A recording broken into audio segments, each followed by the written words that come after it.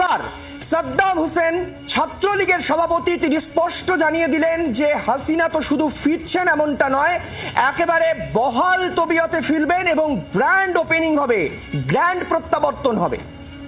দেখো, সাদ্দামের একটা কথা অত্যন্ত তাৎপর্যপূর্ণ এবং ইঙ্গিতপূর্ণ। শেখ হাসিনার প্রত্যাবর্তনের কথা গতকালই জি 24 ঘন্টার কাছে জানিয়েছিলেন বাহাউদ্দিন নাসিম, আওয়ামী লীগের যুগ্ম সম্পাদক।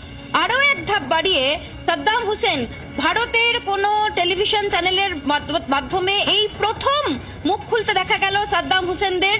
আত্মগোপন করে রয়েছেন তিনি, ডেরা থেকে তিনি বললেন চ্যাম্পিয়নের মতো প্রত্যাবর্তন হতে চলেছে শেখ হাসিনার। কিন্তু কি উপায়, কিভাবে ফেরার কথা বলছেন, কেন এতটা কনফিডেন্ট, সেই প্রশ্ন কিন্তু এই মুহূর্তে তৈরি হয়েছে।